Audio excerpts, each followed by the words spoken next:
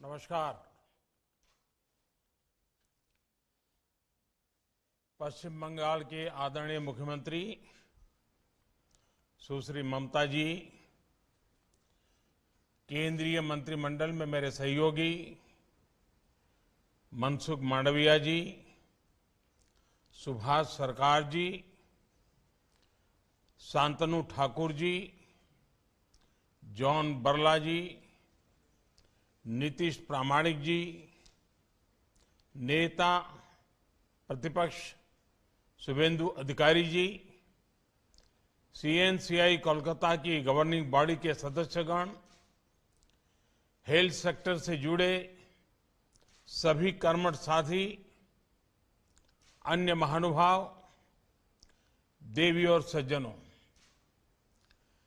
देश के हर नागरिक तक उत्तम स्वास्थ्य सुविधाएं पहुंचाने के राष्ट्रीय संकल्पों को मजबूत करते हुए आज हमने एक और कदम बढ़ाया है। चितरंजन नेशनल कैंसर इंस्टीट्यूट का ये दूसरा कैंपस पश्चिम बंगाल के अनेकों नागरिकों के लिए बड़ी सुविधा लेकर आया है। इससे विशेष रूप से उन गरीब, उन मध्यम वर्ग परिवारों को बहुत राहत मिलेगी जिनका कोई अपना कैंसर से मुकाबला कर रहा है। कैंसर से जुड़ा इलाज, इससे जुड़ी सर्जरी और थेरेपी अब कोलकाता के इस आधुनिक अस्पताल की वजह से भी और सुलभ हो जाएगी। साथियों, आज ही देश ने एक और महत्वपूर्ण पड़ाव को पार किया है। साल की शुरुआत देश ने 15 से 18 साल की उम्र के बच्चों के लिए वैक्सीनेशन से की थी। वहीं आज साल के पहले महीने के पहले हफ्ते में Bharat 150 crore 1.5 billion vaccine doses का ऐतिहासिक मुकाम भी हासिल कर रहा है। 150 करोड़ वैक्सीन डोज, वो भी एक साल से कम समय में। ये आंकड़ों के हिसाब से बहुत बड़ी संख्या है। दुनिया के ज्यादातर बड़े बड़े देशों के लिए भी ये किसी आश्चर्य से कम नहीं है, लेकिन भारत के लिए ये 130 करोड़ देशवासियों के सामर्थ्य का प्रतीक है। भारत के लिए ये एक नई इच्छा शक्ति का प्रतीक है जो असंभव को संभव करने के लिए कुछ भी कर गुजरने का हौसला रखती है। भारत के लिए ये प्रतीक है आत्मविश्वास का, ये प्रतीक है आत्मनिर्भरता का, ये प्रतीक है आत्मगौरव का। मैं आज इस अवसर पर सभी देशवासियों को बधाई देता हूं। साथियों, कोरोना के खिलाफ लड़ाई में हमारा ये वैक्सीनेशन प्रोग्राम उतना ही महत्वपूर्ण है जितना खतरनाक ये भेष बदलने वाला कोरोना वायरस है। आज एक बार फिर दुनिया कोरोना के नए ओमिक्रॉन वेरिएंट का सामना कर रही है। हमारे देश में भी इस नए वेरिएंट के कारण केसेस तेजी से बढ़ रहे हैं।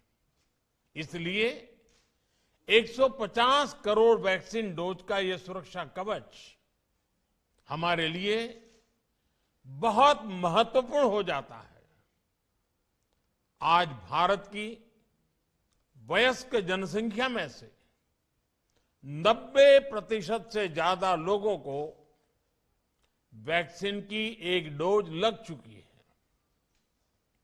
सिर्फ 5 दिन के भीतर ही 1.5 करोड़ से ज्यादा बच्चों को भी वैक्सीन की डोज लगाई जा चुकी है।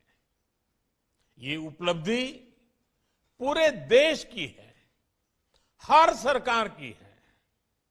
मैं विशेष रूप से इस उपलब्धि के लिए देश के वैज्ञानिकों का, वैक्सीन मैन्युफैक्चरर्स का, हमारे हेल्थ सेक्टर से जुड़े साथियों का बहुत बहुत धन्यवाद करता हूं। सबके प्रयासों से ही देश ने उस संकल्प को शिखर तक पहुंचाया है जिसकी शुरुआत हमने शून्य से की थी। साथियों, 100 साल की सबसे बड़ी महामारी से मुकाबले में सबका प्रयास की भावना ही देश को मजबूती दे रही है।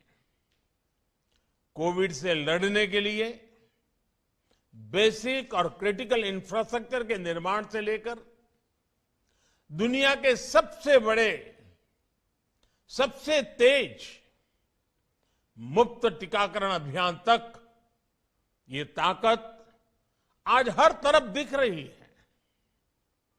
इतनी भौगोलिक, आर्थिक और सामाजिक विविधताओं वाले हमारे देश में टेस्टिंग से लेकर टीकाकरण का इतना बड़ा इंफ्रास्ट्रक्चर जिस तेजी से के साथ हमने विकसित किया है, वो पूरी दुनिया के लिए एक उदाहरण बन रहा है। साथियों, अंधेरा जितना घना होता है, प्रकाश का महत्व उतना ही ज्यादा होता है। चुनौतियां जितनी बड़ी होती हैं, हौसला उतना ही महत्वपूर्ण हो जाता है और लड़ाई जितनी कठिन हो, अस्त्र शस्त्र उतने ही जरूरी हो जाते हैं। सरकार द्वारा अब तक पश्चिम बंगाल को भी कोरोना वैक्सीन की करीब करीब 11 करोड़ डोज मुफ्त मुहैया कराई जा चुकी है। बंगाल को 1,500 से अधिक वेंटिलेटर, 9,000 से ज्यादा नए ऑक्सीजन सिलेंडर भी दिए गए हैं। 49 पीएसए नए ऑक्सीजन प्लांट्स ने भी काम करना शुरू कर दिया है। ये कोरोना से मुकाबले में पश्चिम बंगाल के लोगों की मदद करेंगे। साथियों, चित्तरंजन नेशनल कैंसर इंस्टीट्यूट के कैंपस में लगी देशबंधु चित्तरंजन दास जी और महर्षि सुश्रुत की प्रतिमाएं तो हम सभी के लिए बहुत बड़ी प्रेरणा है। देशबंधु जी कहते थे, मैं इस देश में बार बार जन्म लेना चाहता हूं ताकि मैं इस देश के लिए जी सकूं, इसके लिए काम कर सकूं। महर्षि सुश्रुत स्वास्थ्य के क्षेत्र में पुरातन भारतीय ज्ञान के प्रतिबिंब रहे। ऐसी प्रेरणाओं से बीते वर्षों में देशवासियों के स्वास्थ्य से जुड़े संपूर्ण समाधानों के लिए होलिस्टिक तरीके से काम हुआ है। सबका प्रयास की भावना से आज देश के हेल्थ इंफ्रा को, हेल्थ प्लानिंग को इंटीग्रेटेड करने का, राष्ट्रीय संकल्पों से जोड़ने का काम तेजी से हो रहा है। हम हेल्थ सेक्टर में आज जो चुनौतियां हैं, उनसे निपटने के साथ साथ भविष्य को सुरक्षित बनाने के लिए भी निरंतर काम में जुटे हैं। वो वजह है जो बीमारियों का कारण बनती हैं, उन्हें दूर करने का प्रयास हो रहा है। बीमार होने की स्थिति में इलाज सस्ता और सुलभ हो, इस पर हमारी सरकार का ध्यान है। और उसके साथ ही डॉक्टर और मेडिकल इंफ्रा की कैपेसिटी का विस्तार करके स्वास्थ्य सेवाओं को बेहतर बनाया जा रहा है। साथियों, इसलिए अपने हेल्थ सेक्टर को ट्रांसफॉर्म करने के लिए देश आज preventive health, affordable health care, supply side intervention और मिशन मोड अभियानों को गति दे रहा है। प्रिवेंटिव हेल्थ केयर को yoga, Ayurveda, Fit India Movement, universal immunization जैसे माध्यमों से प्रोत्साहित किया जा रहा है। स्वच्छ भारत मिशन और हर घर जल जैसी राष्ट्रीय योजनाओं से गांव और गरीब परिवारों को अनेक बीमारियों से बचाने में मदद मिल रही है। आर्सेनिक और दूसरे चरणों से जो पानी प्रदूषित होता है, देश के अनेक राज्यों में कैंसर का भी एक बड़ा कारण है। हर घर जल अभियान के इसके द्वारा इस समस्या के समाधान में बहुत मदद मिल रही है। साथियों, लंबे समय तक हमारे यहां गरीब और निम्न मध्यम वर्ग स्वास्थ्य सुविधाओं से इसलिए वंचित रहे क्योंकि या तो इलाज सुलभ ही नहीं था या बहुत महंगा था। गरीब अगर गंभीर बीमारी से ग्रसित होता था तो उसके पास दो ही विकल्प थे, या तो वो कर्ज ले, अपना घर या जमीन बेचे, या फिर इलाज का विचार ही टाल दे। कैंसर की बीमारी तो ऐसी है जिसका नाम सुनते ही गरीब और मध्यम वर्ग हिम्मत हारने लगता है।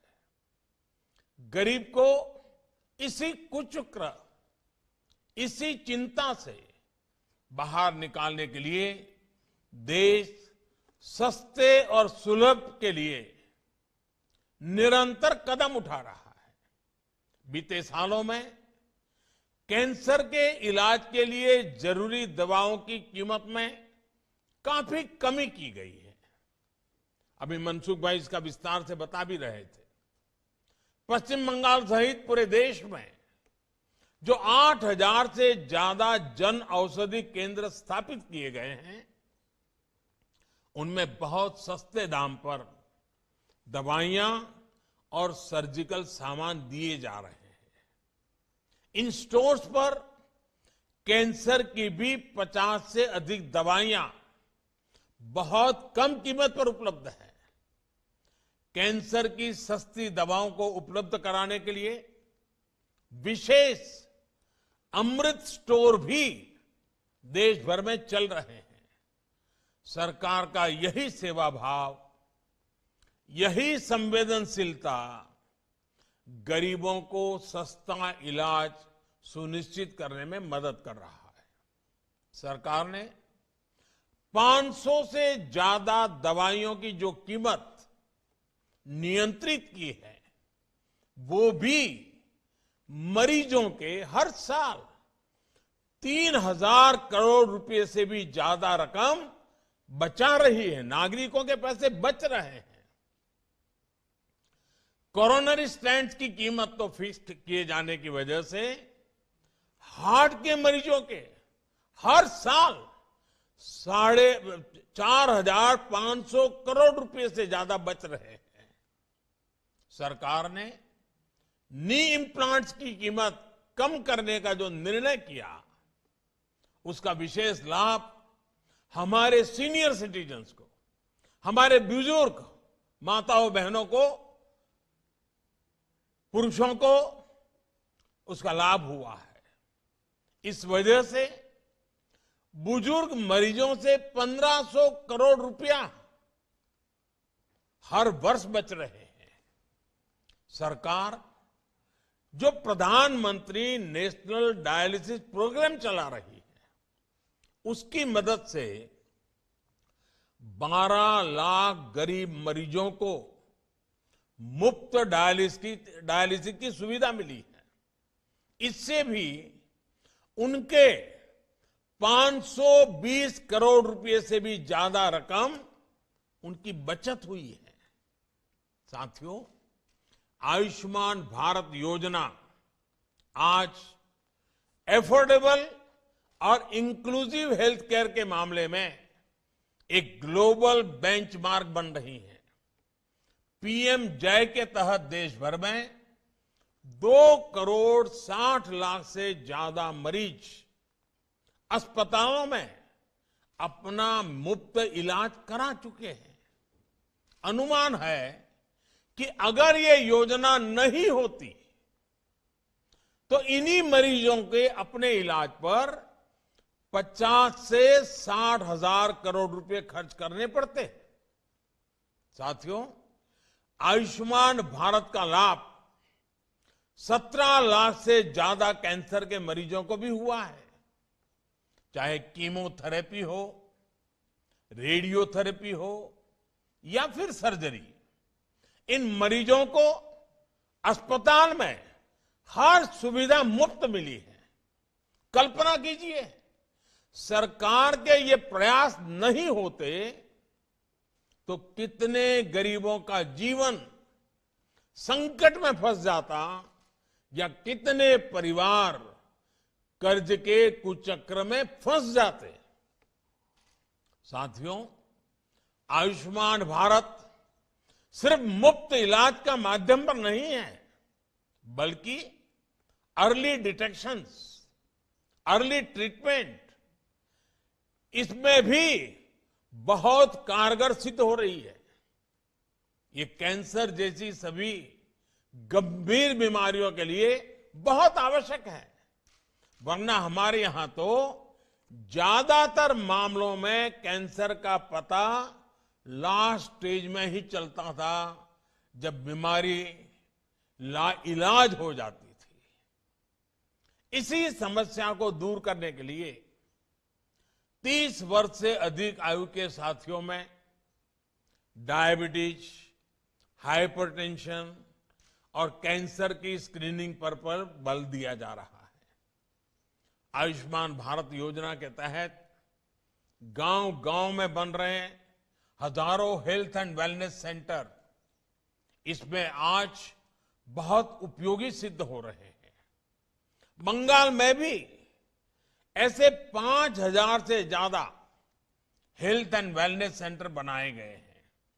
देश भर में लगभग 15 करोड़ लोगों को ओरल, ब्रेस्ट और सर्वाइकल कैंसर के लिए स्क्रीन किया जा चुका है। स्क्रीनिंग के बाद जिनमें लक्षण दिखते हैं, उनके इलाज के लिए गांव के स्तर पर ही हजारों स्वास्थ्य कर्मियों को विशेष रूप से ट्रेन भी किया गया है। साथियों, एक और बहुत बड़ी समस्या हमारे हेल्थ सेक्टर की रही है, डिमांड और सप्लाई में बहुत बड़ा गैप। डॉक्टर और दूसरे हेल्थ प्रोफेशनल्स हो या फिर हेल्थ इंफ्रास्ट्रक्चर, डिमांड और सप्लाई के इस गैप को भरने के लिए भी देश में आज मिशन मोड पर काम हो रहा है। साल 2014 तक देश में अंडर ग्रेजुएट और पोस्ट ग्रेजुएट सीटों की संख्या 90,000 के आसपास थी। पिछले 7 सालों में इनमें 60,000 नई सीटें जोड़ी गई हैं। साल 2014 में हमारे यहां सिर्फ 6 एम्स होते थे। आज देश 22 एम्स के सशक्त नेटवर्क की तरफ बढ़ रहा है।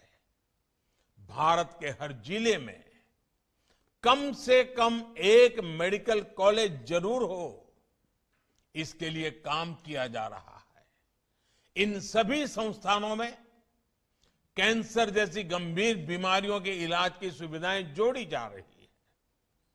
देश में कैंसर केयर इंफ्रास्ट्रक्चर को मजबूत करने के लिए 19 स्टेट कैंसर इंस्टीट्यूट्स और 20 टर्सरी केयर कैंसर सेंटर्स भी स्वीकृत किए गए हैं।